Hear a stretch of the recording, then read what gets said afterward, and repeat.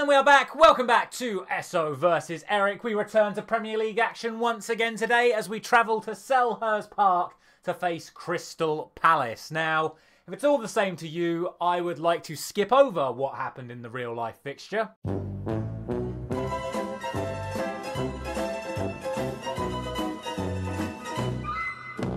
And just get straight down to business now. In terms of our actual Premier League status, you can see here that a draw in this match guarantees Champions League football for the following season. There is a mathematical possibility that we could still catch Manchester City and Liverpool, but realistically, all of our focus has to be put towards that second Champions League leg in the semi-final to hopefully secure us a spot in that Champions League final, which could also be against Manchester City. So that is where our attention lies.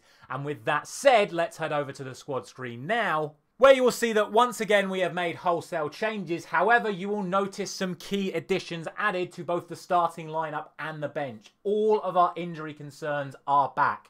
Højlund is coming in from the start. My expectation on him is to play 45 minutes. That is what the fitness test has said for him. And then Bruno Fernandes and Casemiro are both back and available from the bench. I gave him some game time in the under-21s earlier on this week just to build his fitness back up. That's why he's not at maximum fitness for this game.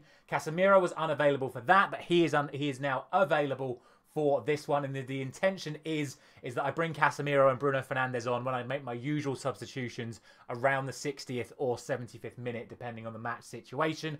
In terms of the starting lineup itself, no other major surprises. We've gone for the back five once again. Onana in goal, Lindelof, Evans and Beraldo. Dalot, who picked up a little knock in training, but he's certainly more than capable of playing at right wing back. Malacia at left wing back. Eriksen and Mainu continue in the middle. Ahmad and Sancho are going to be playing in the wide areas, and as we've already spoken about, Højlund is going to be up front.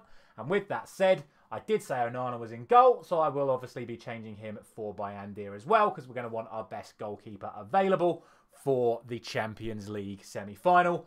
That concludes what I'm going to be doing for my strategies. Let's see what Crystal Palace have got. So for Crystal Palace, it is once again a 4-2-3-1 for them. Dean Henderson in goal, a back four of Chris Richards, Joachim Andersen, Mark Gahey and Tariq Mitchell. The two holding midfielders are going to be Cech Doucouré and Riedewald. I can never say his name properly. Then the middle three behind Jordan Ayew are going to be Jacob Murphy, who they must have signed from Newcastle, Matheus Franca, and of course, Eberechi Eze. Some interesting, if not shocking options really on the bench for Palace, so we should be pretty comfortable, I believe, with the starting lineup and the subs we've got available to us. Let's get into the match. And so it is Palace who get us underway. We're once again in that horrible green and white kit that we had last season. Thank God we don't have to look at that anymore. Evans finds Lindelof, who plays the ball onto Christian Eriksen as we look to get ourselves yet another early goal, but it's not going to happen just yet. Early long throw coming in from Diogo Dalot. It's headed clear by Tariq Mitchell. And before this clip started, it told us that Phil Foden had scored in the first minute for Man City against Wolves, which I believe means if they win any other matches, means we can no longer win the Premier League, which would be a shame. It'd be nice for this series to have a little bit of extra drama in the Premier League come the end of it. But we're going to look to build up from the back here now. Eriksen and Evans combining. I don't know how we've managed to get all the way back here from our own throw-in, but it is what it is. The build-up play continues to be slow and methodical, but ultimately these long clips always end in chances, so let's just hope it's not going to be from us giving the ball away. Evans onto Lindelof again. Back to Johnny Evans. Into Eriksen. Onto Mainu. Now we spring the trap. It's Rasmus Højlund looking to get back on full force. And in true Rasmus Højlund fashion on this series, he blazes his first chance over the bar, and there is confirmation of that Phil Foden goal against Wolves. And well, I can assume this was a risk of playing someone that said they were injured, but I'm pretty confident that an Achilles injury is not the injury that he went into this game with. So somehow, despite already being injured elsewhere, Dalot has picked up another injury and is now going to have to come off for Reguilon, which is very annoying, but I don't think we have many other options unless we change formation. Let me just have a quick check. No, we're going to do this instead. We're going to bring on McTominay instead for Dalot, moving Lindelof out to right back. He's more than comfortable playing at right back as he is at centre back. So Lindelof goes to right back. McTominay comes into midfield. 4-2-3-1 once again. Eriksen moves into the more attacking position. Another long throw, basically from the corner flag. Malacia sends it in towards Hoyland. Here comes McTominay, his first touch on camera. It comes to Ahmad, the form that he is in. There are no surprises that he flicks it up and volleys it in the top corner. That is one of the goals of the series from a man in red-hot form once again. Amad Diallo. He's got to be pushing for a Champions League starting spot. McTominay flicks it. Look at this. Flick up, bang. Top corner. Amad Diallo scores once again in the Premier League. What a season he's having. Now there's a free kick. Eriksson scored in the last game. He sends this one in towards Hoyland. The Danes linking up. It comes to Sancho. Room for shot. But just over from the Englishman. Good play once again. Corner kick now is going to be swung in by Amad once again. What can he produce this time? He's already got a goal. Can he get an assist? Comes to Lindelof. McTominay's in there. Eriksson's in there. Comes to Mainu. Out to Amad once more. Cuts inside. Finds Eriksson. And Henderson pushes it onto the post. Comes to Hoyland. He looks to find Mainu, but it's a poor pass from Rasmus. And that is going to end the clip.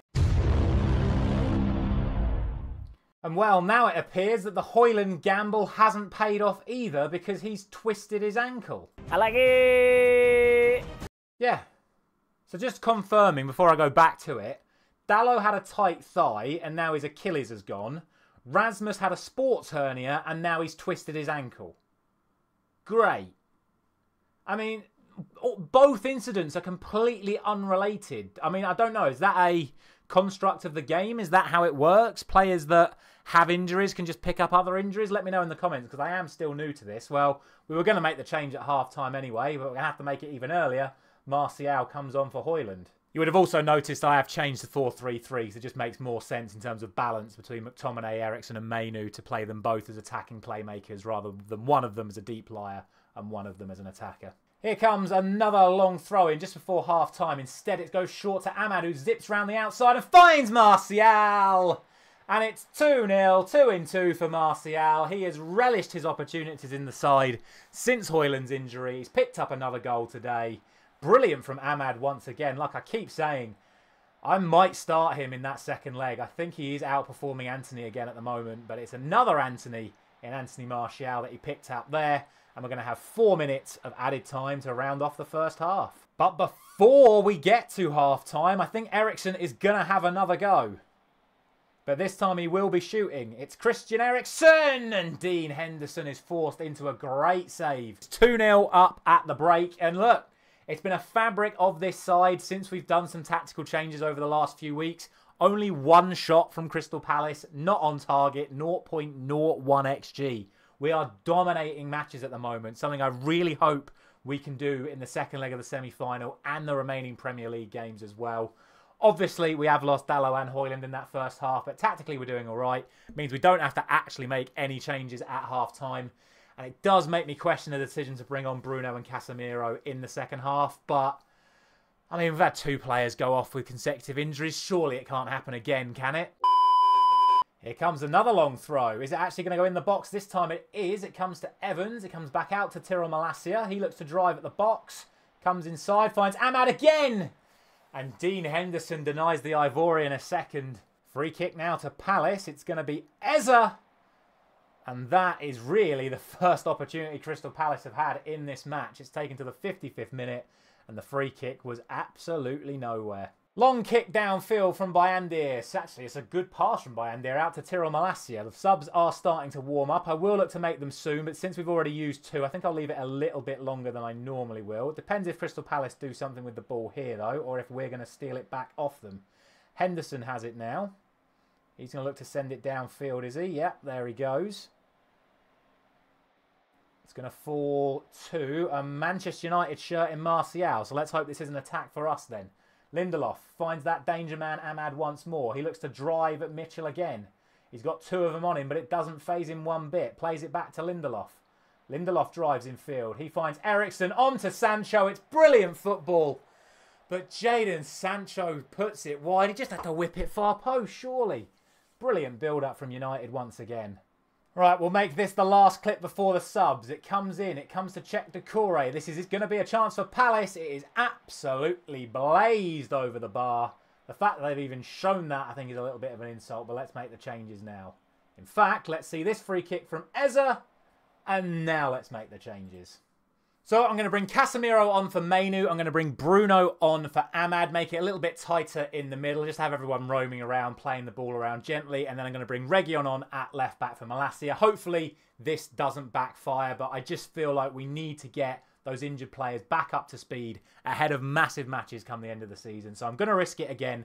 Casemiro and Bruno are going to come on. Free kick now to Crystal Palace for an offside. It comes to Tariq Mitchell. Looks to spread it wide to Esso. Esso looks to take on Lindelof. He's beaten him, and he finds Doucouré. It's out to Richards, through to Franca. And Palace have one back, and that was a really good goal. Bayandir will have to take the blame. Why? Just good build-up play. Sometimes you can't help it. Yeah, I'm not going to have a go at the goalkeeper for that. Free kick to United. Bayandir to Evans. Lindelof has it. Johnny Evans again. Scott McTominay and Evans combine. Played back to Bayandir. Beraldo.